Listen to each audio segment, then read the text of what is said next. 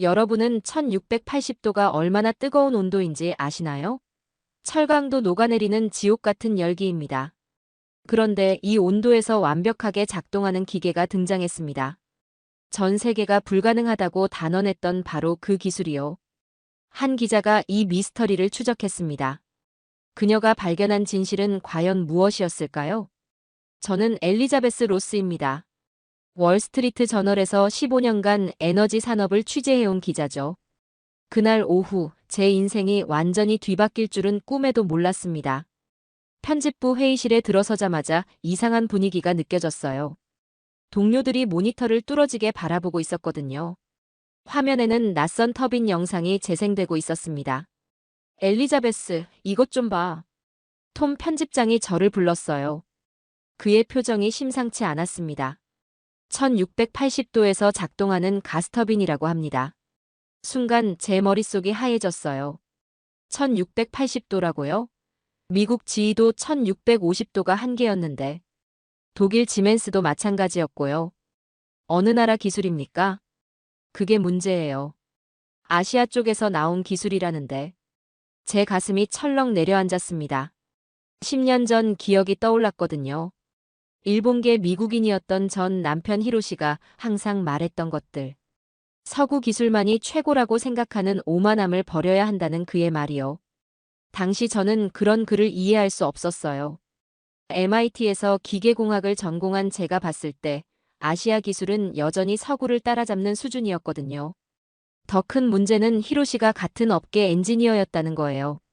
저는 기사를 쓸 때 그의 기술적 조언을 참고하면서도 공개적으로는 아시아 기술은 아직 멀었다고 발언했죠. 히로시는 이를 배신으로 느꼈어요. 아이 교육 문제까지 겹쳤어요.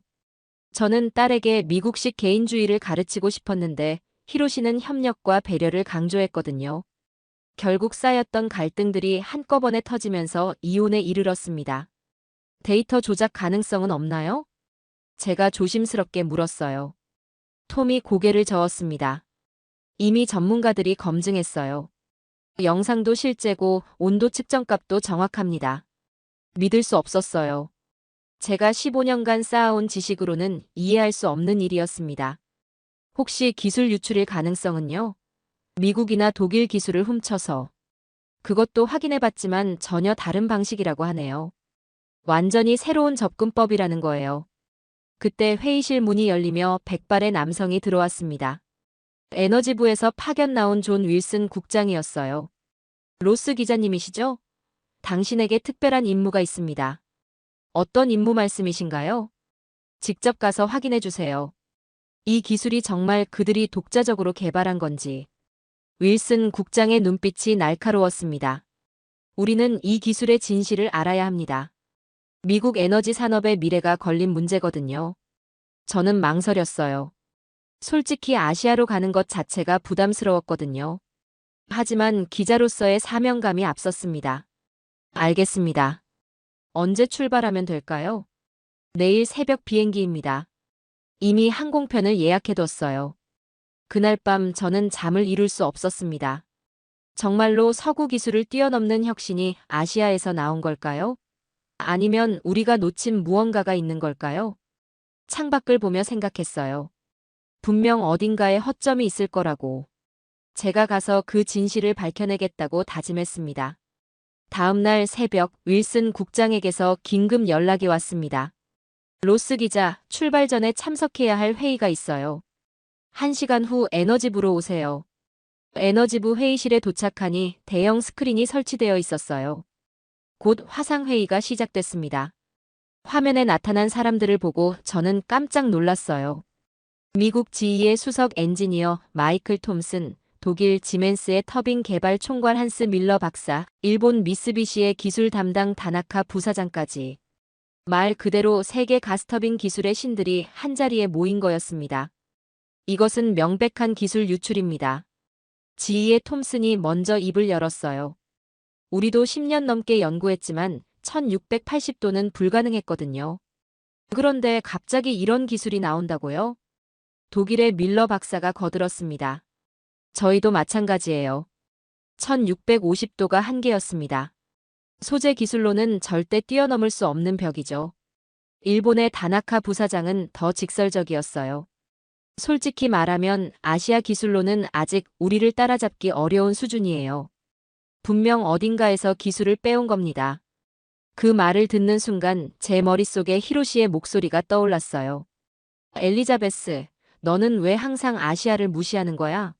하지만 전문가들의 의견이 일치하니 제 생각이 맞는 것 같았습니다. 윌슨 국장이 말했어요. 그래서 로스 기자에게 현지 조사를 의뢰한 겁니다.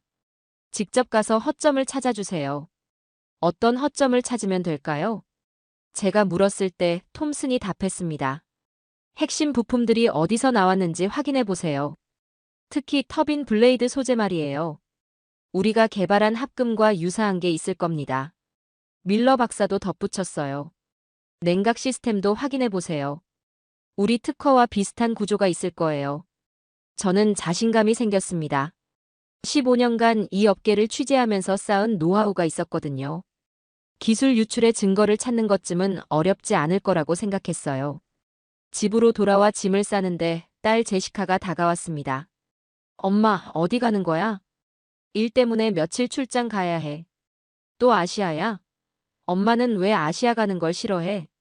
제시카의 질문에 당황했어요. 아이들은 정말 예리하죠. 싫어하는 게 아니야. 그냥 일이 복잡해서. 아빠는 아시아 사람이잖아. 엄마도 아빠한테 편견 가지지 말라고 했으면서. 순간 말문이 막혔습니다. 제시카가 맞는 말이었거든요. 하지만 이번엔 달랐어요. 객관적인 사실을 확인하러 가는 거니까요. 엄마는 편견이 아니라 사실을 확인하러 가는 거야. 기자의 일이라는 걸 이해해줘. 공항으로 향하는 택시 안에서 생각했습니다. 분명 어딘가에 허점이 있을 거예요. 기술 유출의 증거든 데이터 조작이든. 제가 그 진실을 밝혀내겠다고 다짐했습니다. 세계 최고 전문가들도 불가능하다고 한 기술을 정말로 독자 개발했다는 건 말이 안 되거든요. 분명 뭔가 숨기고 있는 게 있을 겁니다. 14시간 비행 끝에 인천공항에 도착했습니다. 첫 인상부터 예상과 달랐어요. 얼굴 인식 출입국 심사, AI 로봇 안내원, 실시간 교통정보까지. 공항 자체가 하나의 거대한 기술 전시장 같았습니다. 이 정도일 줄은 몰랐네. 혼잣말이 저절로 나왔어요. 하지만 곧 정신을 차렸습니다. 겉모습에 속으면 안 되죠. 핵심 기술은 다른 문제니까요. KTX를 타고 창원으로 향하면서 창밖 풍경을 봤어요. 거대한 연구단지들과 첨단 공장들이 끝없이 펼쳐져 있었습니다. 시속 300km로 달리는 기차 안에서도 와이파이가 완벽하게 작동했어요. 두산 에너빌리티 본사에 도착했을 때 정말 놀랐습니다. 건물 규모가 우리나라 지휘 본사보다도 컸거든요. 로비에 전시된 터빈 모형들을 보니 확실히 인상적이었어요. 접수 데스크에서 약속을 확인했습니다. 월스트리트 저널의 엘리자베스 로스입니다. 김하늘 박사님과 약속이 있어요. 네, 잠시만 기다려주세요. 5분 후 엘리베이터에서 내린 사람을 보고 또 한 번 놀랐어요. 30대 초반으로 보이는 젊은 여성이었거든요. 아시아 기업의 터빈 개발팀장이 이렇게 젊을 줄은 상상도 못했습니다. 안녕하세요, 김하늘입니다. 멀리서 오시느라 고생하셨어요. 유창한 영어였어요. 발음도 거의 네이티브 수준이었습니다. 반갑습니다. 바쁘실 텐데 시간 내주셔서 감사해요. 연구동으로 향하면서 김하늘 박사가 설명했어요. 저희 연구소는 작년에 새로 지은 건물이에요. 전 세계에서 온 연구진 300명이 함께 일하고 있습니다. 복도를 걸으면서 봤는데 정말 다양한 국적의 사람들이 있었어요. 미국인, 유럽인들도 꽤 보였습니다. 혹시 카이스트 출신이세요? 네, 기계공학 박사과정을 마치고 MIT에서 2년간 연수도 받았어요. MIT라고요? 제 모교였습니다. 그런데 왜 미국에 남지 않고 한국으로 돌아왔을까요? MIT에서 계속 연구하실 수도 있었을 텐데. 우리나라에서 더 흥미로운 프로젝트를 할 수 있어서요.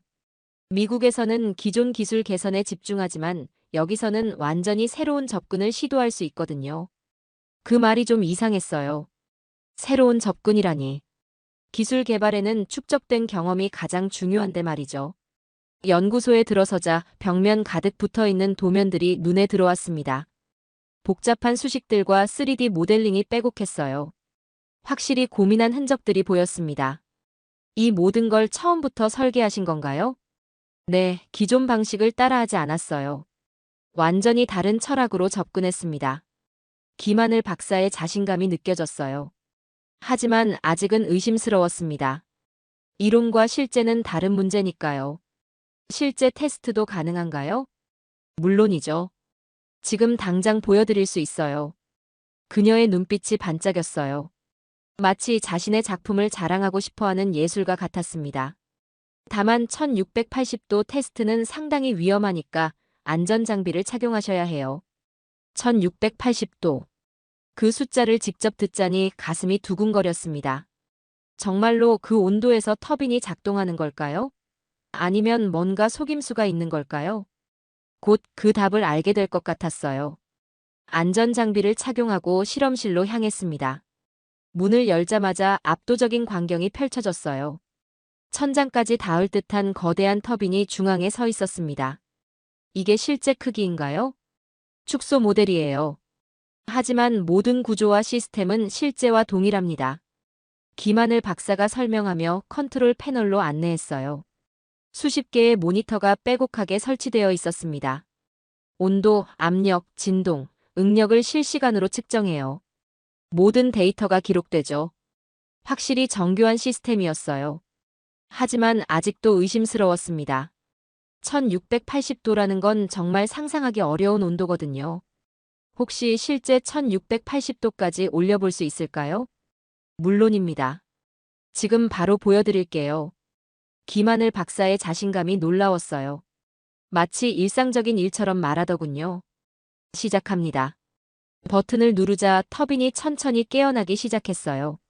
처음에는 고양이가 그르렁거리는 것 같던 소리가 점점 커졌습니다. 현재 온도 500도, 회전수 분당 3000회전. 모니터 속 그래프들이 움직이기 시작했어요. 온도 곡선이 서서히 올라가고 있었습니다. 800도 통과. 모든 수치 정상. 제 심장이 빨라지기 시작했어요. 정말로 올라가고 있었거든요. 1200도입니다. 이때부터 터빈 소리가 완전히 달라졌어요. 마치 제트기가 이륙하는 것 같은 굉음이었습니다.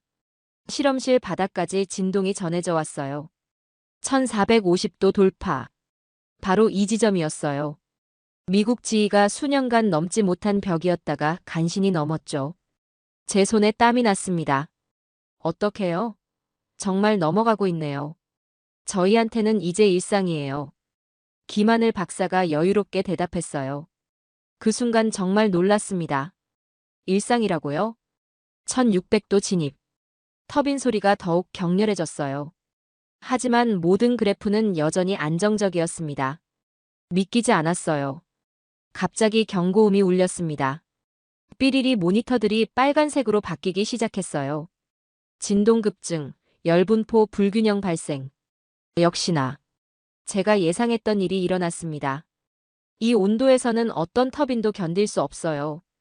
역시 한계가 있었네요. 제가 중얼거렸을 때 김하늘 박사는 전혀 당황하지 않았어요. 예상 범위 내입니다. 적응형 냉각 시스템 가동할게요. 그녀의 손가락이 빠르게 움직였습니다. 수십 개의 버튼을 동시에 조작하더군요. 1차 냉각 루트 우회, 2차 열분산 활성화. 그 순간 마법 같은 일이 일어났어요. 빨간불로 가득했던 모니터들이 하나씩 녹색으로 돌아오기 시작했습니다. 진동 안정화, 열분포 균등화 완료. 어떻게 이런 일이 가능하죠? 터빈이 스스로 적응하도록 설계했어요. 온도가 올라가면 냉각 시스템이 자동으로 재배치되는 거죠. 자동으로요? 이건 완전히 새로운 개념이었어요. 우리나라 기술로는 늘 터빈을 통제하려고만 했는데 마치 살아있는 생명체 같네요. 맞아요. 터빈이 위험을 감지하면 스스로 보호 모드로 전환됩니다. 김하늘 박사가 자랑스럽게 말했어요.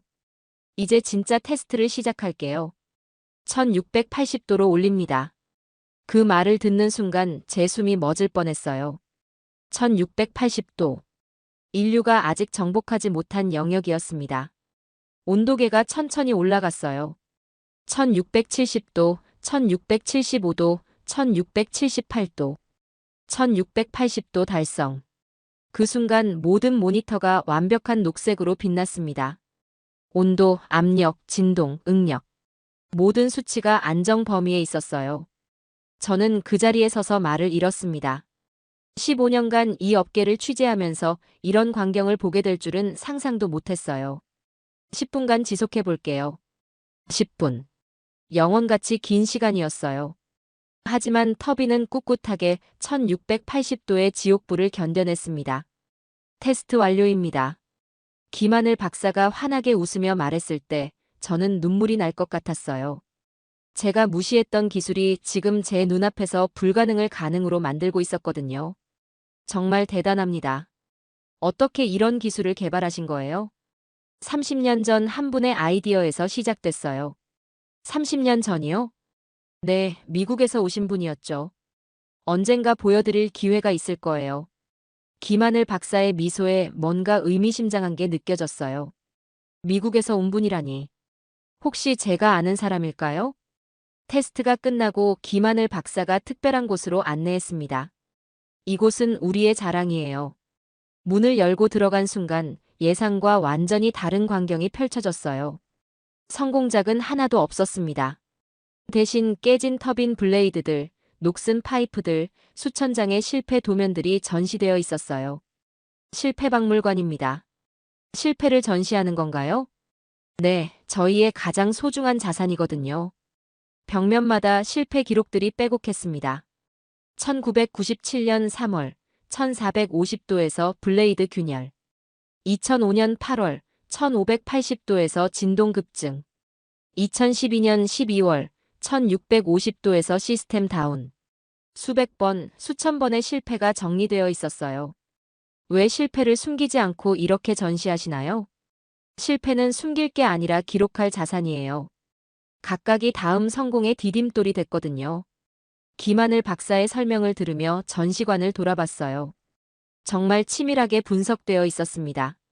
실패 원인, 개선 방향, 다음 실험 계획까지. 이 모든 실패가 지금의 1680도 기술로 이어진 건가요? 그렇죠. 실패 없이는 혁신도 없어요. 한 구석에 오래된 작업대가 보존되어 있었습니다. 30년 된 계산기, 수천 번 그어진 도면들, 두꺼운 실험 노트까지. 이건 뭔가요? 저희 기술의 아버지라고 할 수 있는 분의 작업대예요. 김하늘 박사가 조심스럽게 말했어요. 30년 전 이곳에서 연구하셨죠? 매일 밤 여기 앉아서 실패 원인을 분석하셨어요. 작업대 위 액자에 낡은 사진이 있었어요. 중년의 백인 남성이 젊은 한국 연구원들과 함께 찍은 사진이었습니다. 그 순간 제 심장이 멎을 뻔했어요. 사진 속 남성이 너무 익숙했거든요. 혹시 이분이 리처드 밀러 박사님입니다. 김하늘 박사가 존경스러운 목소리로 말했어요. 리처드 밀러라고요? 제 목소리가 떨렸습니다. 리처드 밀러는 제 아버지 이름이었거든요. 네, 1994년 미국에서 오셔서 1년간 연구하셨어요. 당시에는 누구도 그분의 아이디어를 믿지 않았죠. 어떤 아이디어였나요? 열을 막는 게 아니라 열의 흐름 자체를 바꾸는 거였어요. 당시 기준으로는 너무 혁신적이었죠. 제 다리에 힘이 빠졌어요. 그 이론이 맞다면 30년 전 아버지가 미국에서 제안했던 바로 그 아이디어였습니다. 미국에서는 어떤 반응이었나요? 불가능하다고 하셨대요. 기존 데이터로는 실현할 수 없다고. 아버지의 기억이 떠올랐어요. 1994년 그때 아버지는 매일 밤늦게 들어오셨죠. 새로운 냉각 시스템 이론 때문에 동료들과 갈등이 있다고 하셨어요. 그런데 여기서는 달랐나요? 김영호 박사님이 믿어주셨어요. 우리 연구소 창립자이신 분이죠. 김하늘 박사가 다른 사진을 가리켰어요. 젊은 한국인 연구원이 리처드 밀러와 악수하는 모습이었습니다. 김영호 박사님은 말씀하셨어요. 불가능해 보이는 아이디어야말로 가능성이 있다고. 그래서 30년간 연구를 계속하신 건가요? 네, 김영호 박사님이 돌아가시기 전까지 20년간 연구하셨고 저는 그 뒤를 이어받았어요. 마지막 설계도 위에 이렇게 적혀 있었어요. 실패는 끝이 아니다. 다음 세대를 위한 이정표다. 그 글귀를 보는 순간 제 가슴이 뭉클해졌어요. 아버지가 미국에서 무시받았던 이론이 여기서는 30년간 소중히 키워져 왔던 거였습니다.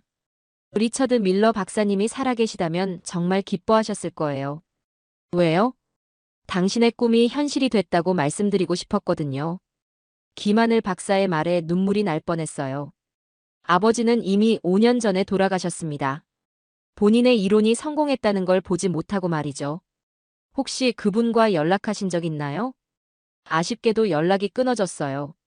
다만 그분의 딸이 기자라는 얘기는 들었어요.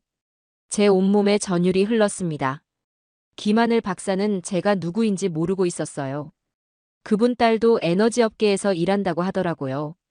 언젠가 만날 기회가 있으면 좋겠어요. 저는 잠시 말을 잃었습니다. 30년 전 아버지의 꿈이 여기서 꽃 피우고 있었고 그 이야기를 아버지의 딸인 제가 직접 듣고 있다니. 그분이 정말 자랑스러우셨을 거예요. 겨우 목소리를 짜내며 말했어요. 네, 리처드 밀러 박사님은 한국 가스터빈 기술의 진정한 아버지십니다. 그날 밤 호텔에서 저는 잠을 이룰 수 없었습니다. 30년 전 기억들이 파도처럼 밀려왔거든요. 1994년 제가 12살이었을 때였어요. 아버지는 매일 밤늦게 들어오셨습니다. 새로운 프로젝트 때문에 고민이 많다고 하셨죠. 엘리자베스, 아빠가 하는 일이 뭔지 아니? 터빈 만드는 거 아니에요? 맞아. 하지만 모든 사람이 아빠 아이디어를 좋아하지는 않는구나. 당시에는 이해할 수 없었어요. 아버지는 MIT 출신의 뛰어난 엔지니어였거든요. 왜 동료들이 인정하지 않을까 싶었죠. 다음 날 아침 김하늘 박사에게 연락했습니다.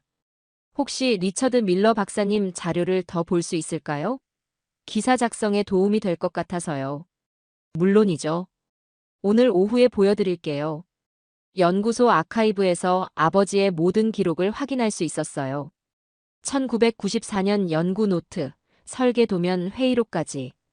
이게 밀러 박사님이 직접 쓰신 노트예요. 김하늘 박사가 낡은 노트를 펼쳐 보였습니다. 아버지의 필체였어요. 열흐름 재배치 이론이라고 적혀 있네요.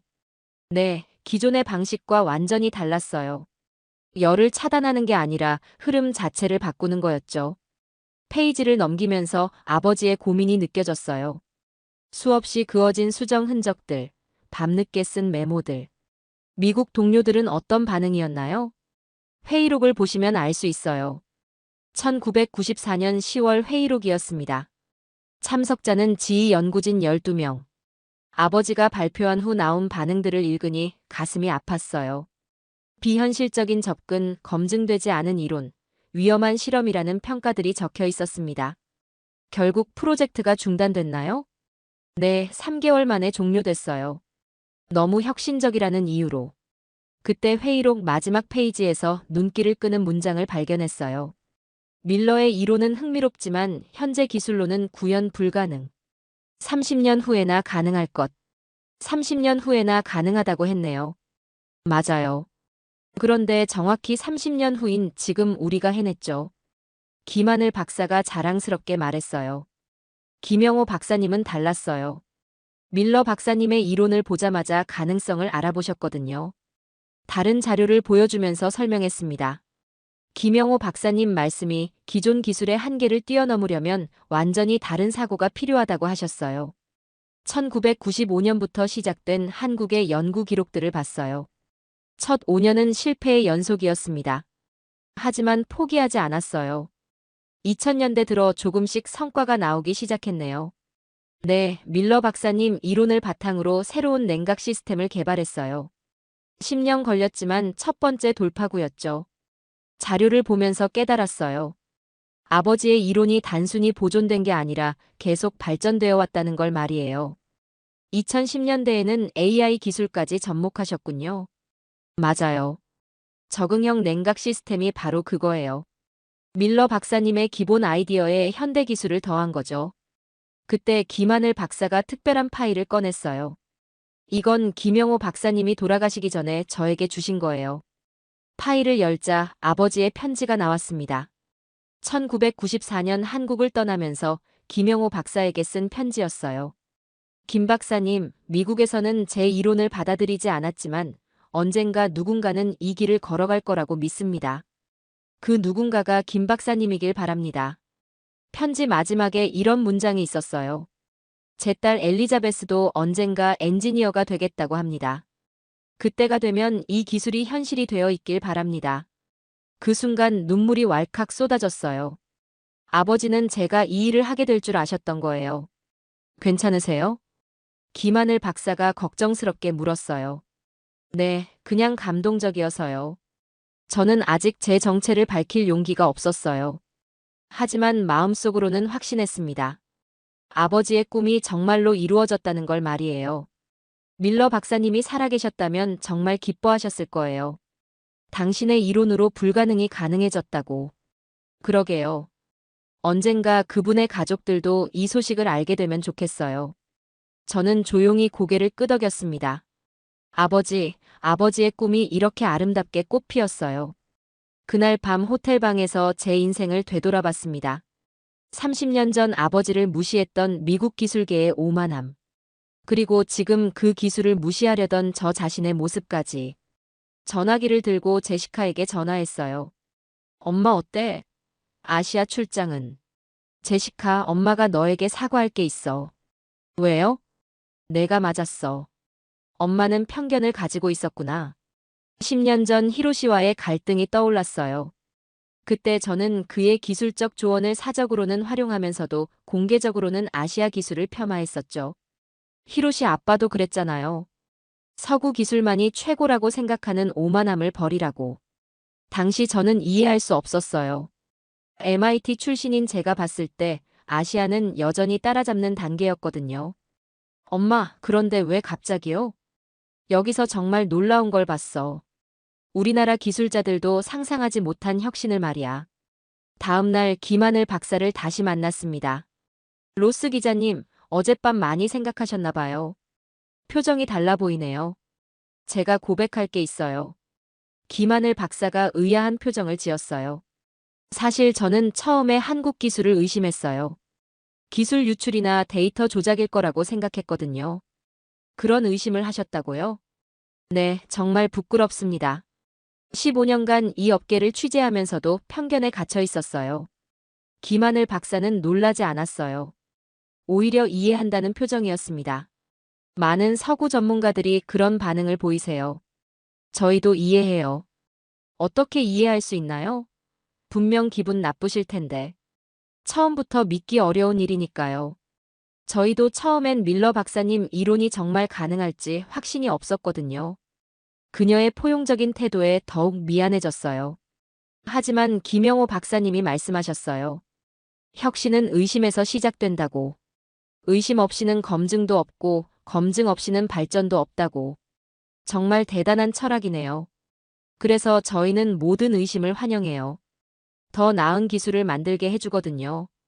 그때 문득 히로시의 말이 떠올랐어요. 엘리자베스, 기술에는 국경이 없어. 좋은 아이디어는 어디서 나오든 인정해야 해. 사실 더 큰 고백이 있어요. 뭔가요? 제 전 남편도 일본계 엔지니어였는데 저는 그의 의견을 무시했어요.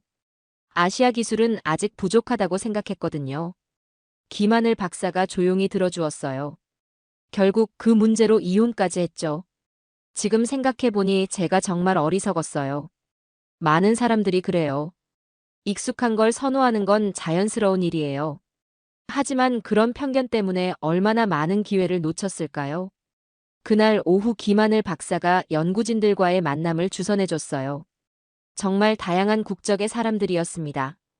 독일에서 온 마르쿠스, 프랑스에서 온 마리, 심지어 미국에서 온 데이비드까지. 왜 모두 한국으로 오신 건가요? 데이비드가 대답했어요. 여기서는 불가능해 보이는 아이디어도 시도해 볼 수 있어요. 미국에서는 기존 방식만 고집하죠. 마르쿠스도 거들었습니다. 독일도 마찬가지예요.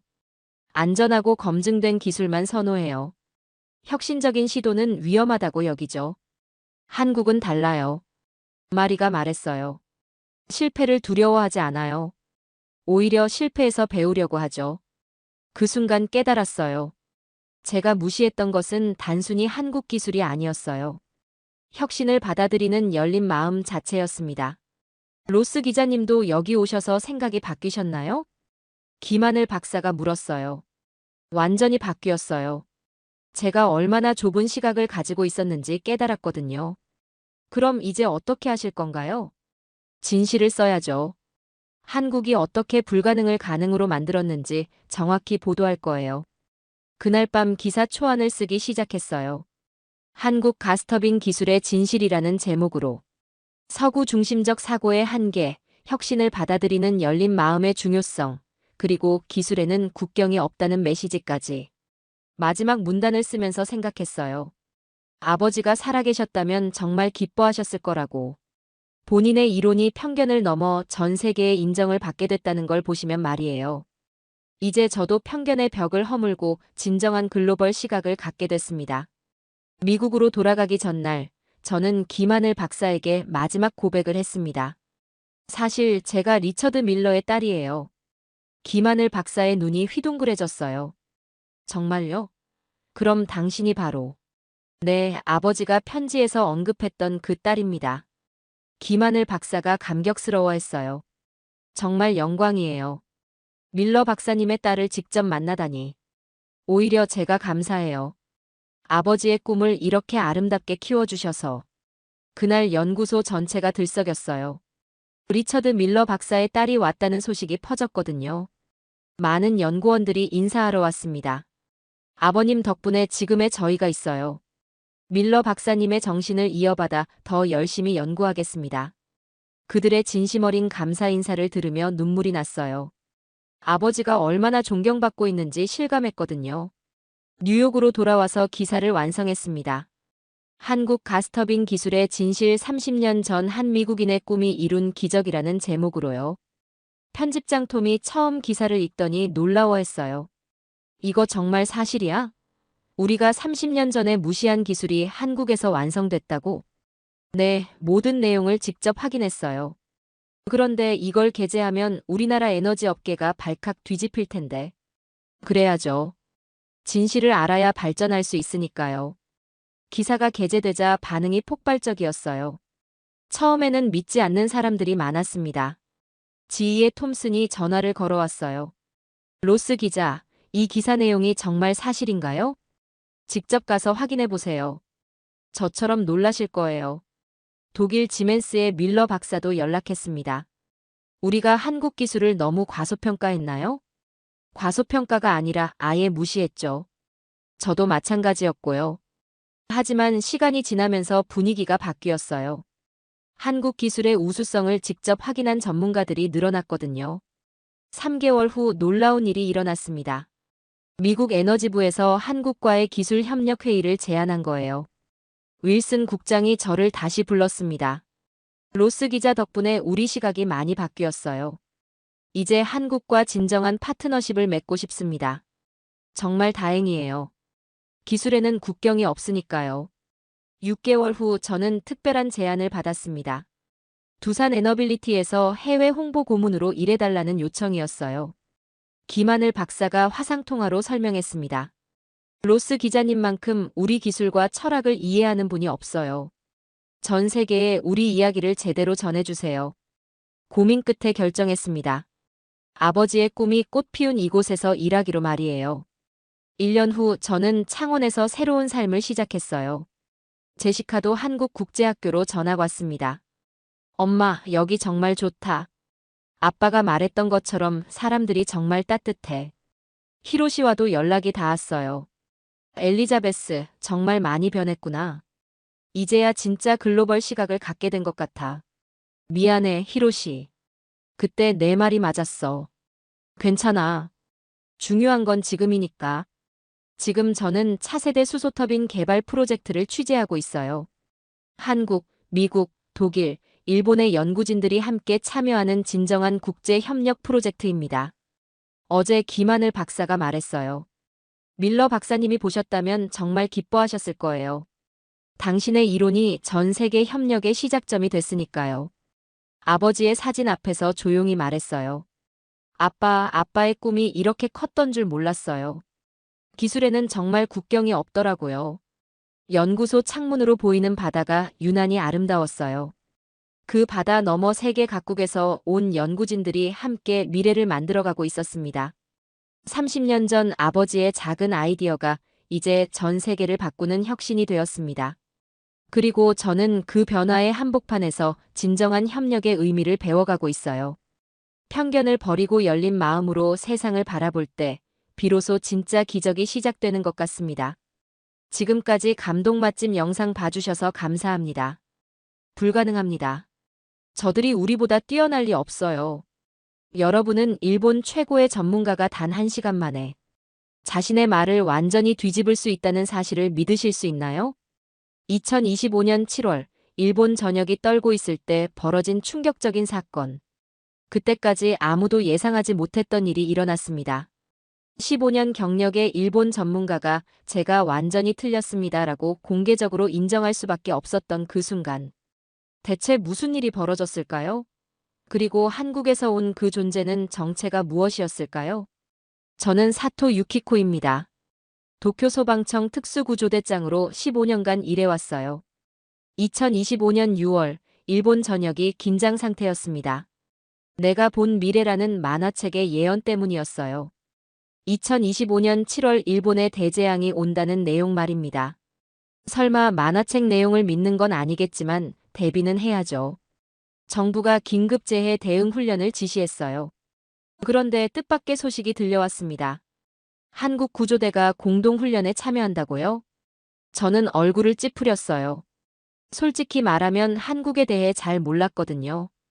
일본이 재해 대응 분야에서는 세계 최고라고 생각해왔어요. 다른 나라 기술이 우리보다 뛰어날 거라는 생각은 해본 적이 없었습니다. 도쿄 재해훈련센터에서 만난 한국팀 리더는 박민수라는 남자였어요. 그리고 그 옆에는 중간 크기의 하얀 개가 있었습니다. 이게 뭐죠? 구조견이라고요? 저는 코웃음을 쳤어요. 우리 아키타견 하루키와 비교가 안 됐습니다. 진돗개 설이라고 합니다. 한국 천연기념물이에요. 천연기념물이라. 속으로 웃었어요. 우리 아키타견은 천황이 직접 아끼셨던 견종이거든요. 실례지만 한국개가 우리 일본견보다 구조 능력이 뛰어나다고 생각하세요? 제가 도발적으로 물었습니다. 그건 해봐야 알 수 있는 거 아닌가요? 박민수의 대답이 마음에 안 들었어요. 겸손한 척하지만 속으론 자신만만해 보였습니다. 훈련이 시작됐어요. 첫 번째 과제는 간단한 생존자 수색이었습니다. 하루키가 먼저 나섰어요. 5분 만에 3명의 더미 생존자를 모두 찾아냈습니다. 역시 하루키죠. 완벽해요. 저는 자랑스러웠어요. 이제 한국계 차례였습니다. 서리가 천천히 잔의 더미를 둘러봤어요.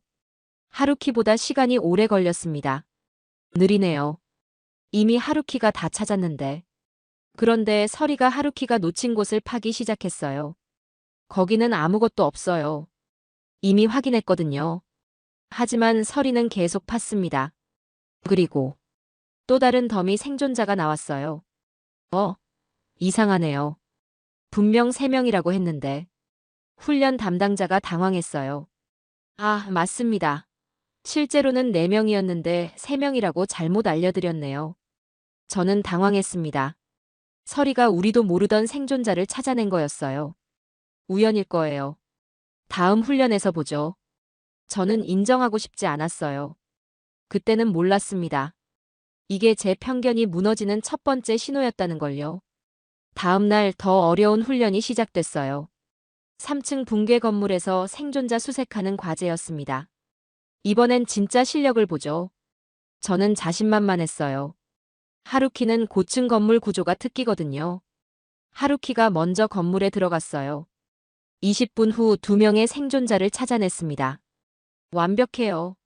역시 우리 하루키. 이제 서리 차례였어요. 그런데 이상했습니다. 서리는 하루키가 이미 수색한 곳을 다시 돌아다녔어요. 시간 낭비네요. 이미 다 찾았다고요. 그런데 서리가 갑자기 한 곳에서 멈춰 서더니 계속 짖기 시작했어요. 거기는 벽이에요. 아무것도 없어요. 박민수가 서리 곁으로 다가갔어요. 서리가 이렇게 짖는 건 처음 봐요. 뭔가 있는 것 같은데. 말도 안 돼요. 벽 너머는 확인할 수 없어요. 그때 갑자기 땅이 흔들렸어요. 지진이에요. 모든 사람들이 밖으로 뛰쳐나갔습니다. 그런데, 진짜 지진이네요. 규모 5.2. 도쿄 서부에서 발생. 휴대폰 경보음이 울려댔어요. 2025년 7월 지진 예언이 화제가 되던 상황에서 실제 지진이 발생한 거였습니다. 실제 상황 발생.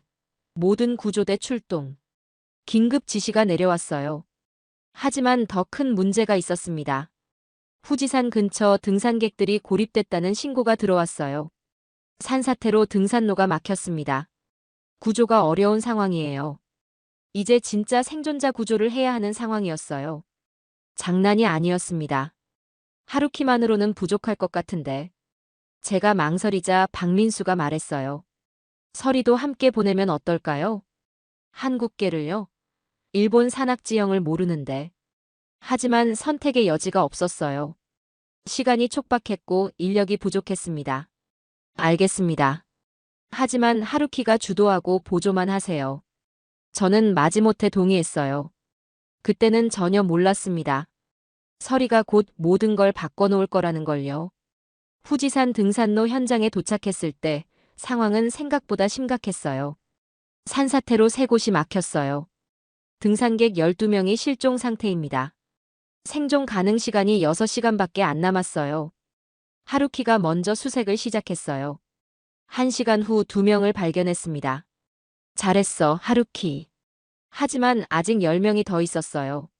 시간은 계속 흘러갔습니다. 하루키가 지쳤나 봐요. 속도가 느려지고 있어요. 그때 박민수가 말했어요. 서리를 보내볼까요? 지금 상황에서 실험할 시간 없어요. 하지만 서리는 이미 움직이고 있었어요. 하루키와는 완전히 다른 방향으로 갔습니다. 잘못된 방향이에요. 거기는 아무도 없어요. 그런데 15분 후 서리가 짖기 시작했어요. 여기요. 사람이 있어요. 박민수가 소리쳤어요. 정말로 3명의 등산객이 바위 틈에 끼어 있었습니다. 어떻게 저런 곳을 찾았지? 저는 놀랐어요.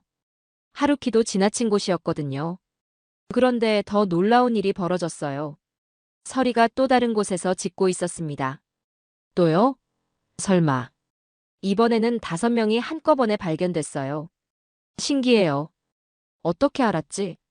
구조대원들이 감탄했어요. 하지만 아직 끝이 아니었습니다. 마지막 2명이 남아 있었는데 해가 지고 있었어요. 밤이 되면 구조가 더 어려워집니다. 시간이 없어요. 모든 사람들이 초조해했을 때 서리가 갑자기 산 깊숙한 곳으로 달려갔어요. 서리, 위험해. 박민수가 따라갔어요. 저도 뒤따라갔습니다. 서리는 거의 절벽 같은 곳에서 멈춰 서더니 계속 아래를 향해 짖었어요. 설마 저 아래에? 로프를 내려서 확인해 보니 정말로 마지막 2명이 있었어요. 살아있어요. 그 순간 저는 깨달았어요. 서리가 12명 모두를 찾아낸 거였어요. 하루키는 2명, 서리는 10명. 어떻게 이런 일이. 저는 말을 잃었어요. 15년간 믿어온 모든 것이 흔들리고 있었습니다. 구조 작업이 끝나고 베이스 캠프로 돌아왔을 때 저는 혼란스러웠어요. 박민수 씨, 정말 궁금한 게 있어요. 네, 말씀하세요. 서리는 어떻게 저런 능력이 있는 거죠? 박민수가 미소를 지었어요. 진돗개는 원래 그래요. 추적과 수색이 본능이거든요. 하지만 하루키도 수색견인데 아키타견은 경비견이 주 목적이에요. 하지만 진돗개는 500년 넘게 산과 바다에서 사냥을 도왔어요. 지형 파악과 추적 능력이 타고났죠. 저는 몰랐던 사실이었어요. 그리고 서리는 특별해요. 지리산에서 조난자 50명 넘게 구조한 경력이 있거든요. 50명이요? 네, 한국에선 이미 유명한 구조견이에요. 이번에 일본 훈련에 온 것도 기술 교류 차원이었고요. 저는 부끄러워졌어요. 제가 편견으로 서리를 무시했다는 걸 깨달았습니다. 죄송해요. 제가 너무 오만했네요. 괜찮아요. 하루키도 훌륭한 개예요. 경비와 인명 보호에서는 최고죠. 그때 뉴스가 나왔어요. 오늘 후지산 일대 지진으로 12명이 고립됐지만 한일 구조대의 신속한 공조로 전원 구조됐습니다. 특히 한국에서 온 진돗개 서리의 활약이 돋보였다고 하는데요. 화면에 서리가 나왔어요. 꼬리를 흔들며 구조대원들과 함께 있는 모습이었습니다. 일본 소방청 관계자는 한국 진돗개의 수색 능력에 깊은 감명을 받았다고 밝혔습니다. 제가 한 말이 뉴스에 나온 거였어요. 기자들이 인터뷰했을 때 솔직하게 답했거든요. 인터넷 반응도 폭발적이었어요. 진돗개 대단하다. 한국개가 일본 개보다 뛰어나네. 2025년 지진설이 화제가 된 상황에서 진짜 영웅이 나타났다. 댓글들이 쏟아졌어요. 대부분 서리를 칭찬하는 내용이었습니다. 다음 날 더 놀라운 사실들을 알게 됐어요. 진돗개가 이렇게 뛰어난 줄 몰랐어요. 제가 박민수에게 말했어요. 사실 한국에는 서리 같은 구조견이 많아요. 지리산, 설악산, 한라산. 각 지역마다 전문 구조견들이 있거든요. 정말요? 네, 그리고 진돗개의 특별한 점이 또 있어요. 박민수가 자료를 보여줬어요. 진돗개는 주인에 대한 충성심이 세계 최고 수준이에요. 한번 인정한 주인은 평생 따르죠. 6.25 전쟁 때 실화가 있어요. 한 진돗개가 헤어진 주인을 찾아 180km를 달렸다는 기록이 있어요. 180km요? 네, 그리고 진돗개는 절대 포기하지 않아요. 끝까지 자신의 임무를 다해요. 오늘의 구조 작업이 그걸 증명했다고 생각했어요. 일본 아키타견도 충성스럽지만 진돗개는 좀 더 적극적이에요. 위험을 감수하면서도 임무를 완수하려 하거든요. 그래서 오늘 절벽까지 내려간 거군요. 맞아요. 서리는 마지막 2명을 포기할 수 없었던 거예요. 저는 감동받았어요. 그때 한국에서 전화가 왔어요. 서리 소식 들었어요. 일본에서 대활약이라면서요? 한국 구조대 본부에서 걸어온 전화였어요. 한국 뉴스에도 나왔어요. 우리 진돗개가 일본을 구했다고요. 정말요? 박민수가 기뻐했어요. 일본 분들 반응은 어때요? 놀라워하세요. 특히 사토 대장님이 많이 놀라셨어요. 제가 부끄러워서 얼굴이 빨개졌어요.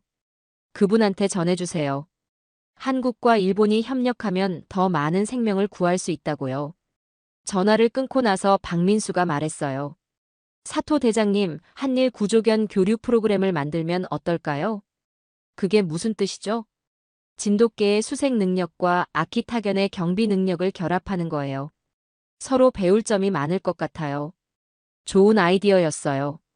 저도 서리에게서 많은 걸 배웠으니까요.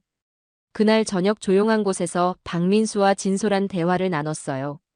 박민수 씨, 솔직히 말할게요. 저는 일본 기술이 최고라고 생각했어요. 알고 있어요. 재해 대응 분야에서는 일본이 선진국이라고 자부해왔거든요. 다른 나라 기술을 배울 필요가 있다고 생각해 본 적이 없었어요. 박민수의 표정이 이해한다는 듯 했어요. 당연한 생각이에요. 일본은 정말 재해 대응 기술이 뛰어나니까요. 그런데 오늘 서리를 보면서 깨달았어요. 제가 우물 안 개구리였다는 걸요. 그건 아니에요. 각자 장점이 다른 거죠. 박민수가 겸손하게 말했어요. 서리의 수색 능력은 정말 뛰어나지만 하루키의 경계 능력도 대단해요. 오늘도 위험한 지역에서 우리를 지켜줬잖아요. 맞는 말이었어요. 하루키는 계속 주변을 경계하며 우리 안전을 지켜줬거든요. 서로 배울 점이 많다는 거네요. 맞아요. 일본의 체계적인 구조 시스템과 한국의 창의적인 수색 기법을 결합하면 최고가 될 거예요. 그때 뉴스 속보가 나왔어요. 후지산 구조 작업에 참여한 한국 진돗개에 대한 관심이 폭발적으로 증가하고 있습니다. 일본 정부는 앞으로 한일 구조견 교류를 정기화하겠다고 발표했습니다. 정말 변화가 시작된 거였어요. 사토 대장님 덕분이에요. 제가요? 네, 대장님이 언론에 솔직하게 말씀해 주셔서 분위기가 바뀐 거예요. 저는 뿌듯했어요. 편견을 인정하고 바꾸길 잘했다는 생각이 들었습니다. 대화도 잠시 그날 저녁 상황이 다시 또 급박하게 돌아갔어요. 긴급 속보입니다. 후지산 일대에서 추가 여진이 발생했습니다. 뉴스에서 앵커가 긴장된 목소리로 전했어요. 현재 고속도로 3개 구간이 막혔고 산간 지역 주민 500여 명이 대피령을 받았습니다. 저는 즉시 출동 명령을 받았어요. 이번에는 서리와 하루키가 함께 나가세요. 네, 알겠습니다. 박민수와 저는 더 이상 한국, 일본을 나누지 않았어요. 하나의 팀이 된 거였습니다. 현장에 도착하니 아수라장이었어요. 여기 3명 더 있어요. 이쪽에서도 신호가 들려요. 서리와 하루키가 각자 다른 구역을 담당해서 수색했어요. 이제는 완벽한 호흡을 보여줬습니다. NHK 뉴스입니다. 현재 후지산 일대 구조 작업이 계속되고 있는 가운데 한일 공동 구조팀의 활약이 돋보이고 있습니다. 현장에 기자들이 몰려들었어요. 특히 한국에서 온 진돗개와 일본 아키타견이 함께 협력하는 모습이 화제가 되고 있는데요. 카메라가 서리와 하루키를 비췄어요. 2마리가 서로 신호를 주고받으며 수색하는 모습이었습니다. 사토 유키코 구조대장은 한국 구조견의 능력에 깊은 감명을 받았다며 앞으로도 지속적으로 협력하겠다고 밝혔습니다. 제가 한 인터뷰가 그대로 방송됐어요. 실시간으로 SNS 반응도 쏟아졌어요. 진돗개 대박이다. 한일 협력 보기 좋네. 2025년 지진설 때문에 무서웠는데 이런 든든한 구조팀이 있어서 안심된다. 사토 대장님 마음이 넓으시네. 인정할 건 인정하는 자세가 멋져. 댓글들이 실시간으로 올라왔어요. 그 순간 또 다른 신고가 들어왔어요. 야마나시현에서도 산사태 발생. 온천 리조트에 투숙객 50명이 고립됐습니다. 즉시 출동하세요. 우리는 쉴 틈도 없이 다음 현장으로 향했어요. 새벽 3시 야마나시현 온천 리조트 현장이었어요. 건물이 기울어져서 위험해요. 시간이 얼마 없습니다. 서리가 먼저 건물 안으로 들어갔어요. 하루키는 주변을 경계하며 안전을 확보했습니다. 여기 10명 있어요. 이쪽에도 15명. 서리가 연달아 생존자들을 찾아냈어요. TBS 뉴스입니다. 야마나시현 온천 리조트 구조 작업이 새벽부터 계속되고 있습니다. 생중계가 시작됐어요. 한국 진돗개 서리가 또다시 놀라운 수색 능력을 보여주고 있는데요. 현재까지 25명의 생존자를 발견했습니다. 전국이 지켜보는 가운데 구조 작업이 진행됐어요. 마지막 생존자를 찾았습니다. 오전 8시 드디어 모든 구조가 완료됐어요. 총 투숙객 50명 전원 구조 완료. 환호성이 터져나왔어요. 후지TV 뉴스입니다. 어제부터 계속된 후지산 일대 지진으로 총 200여 명이 구조됐습니다. 아침 뉴스에서 종합 상황을 보도했어요. 이 중 한국 진돗개 서리가 발견한 생존자는 무려 120명에 달하는 것으로 집계됐습니다. 놀라운 숫자였어요. 일본 정부는 이번 구조 작업에서 보여준 한일 협력을 높이 평가하며 정식 협력 체계 구축을 검토하겠다고 발표했습니다. 실시간 검색어 1위는 진돗개 설이었어요. CNN에서도 이 소식을 다뤘네요. 박민수가 휴대폰을 보여줬어요. 한국의 구조견이 일본 지진에서 120명 구조. 해외에서도 주목하기 시작한 거였어요. 저는 서리의 머리를 쓰다듬으며 말했어요. 설아, 내가 일본 사람들의 마음을 완전히 바꿔놨어. 서리가 꼬리를 흔들며 저를 올려다봤어요. 그때 마지막 뉴스가 나왔어요.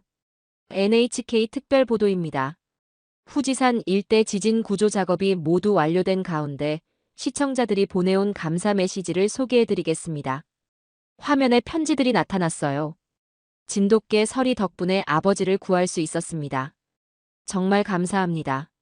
한국과 일본이 힘을 합치니까 기적이 일어났네요. 2025년 지진설 때문에 무서웠는데 이렇게 든든한 친구들이 있어서 안심이에요. 수백 개의 감사 메시지가 이어졌어요. 마지막으로 제가 카메라 앞에 섰어요. 서리는 단순한 개가 아니었어요. 그는 우리에게 편견을 버리고 서로 돕는 법을 가르쳐준 진정한 영웅입니다. 앞으로도 한국과 일본이 함께 더 많은 생명을 구하겠습니다. 서리가 제 옆에서 당당히 앉아 있었어요. 더 이상 한국계, 일본계가 아니라 모두의 영웅이 된 거였어요. 그 순간 화면 하단에 자막이 흘러갔어요. 진돗개 서리 48시간 동안 120명 구조. 한일 우정의 새로운 상징으로 떠올라. 편견을 뛰어넘은 진정한 영웅. 2025년 7월 불안한 예언으로 시작된 일이 최고의 감동 실화가 되었습니다. 그리고 그 중심에는 용감한 진돗개 한 마리가 있었어요.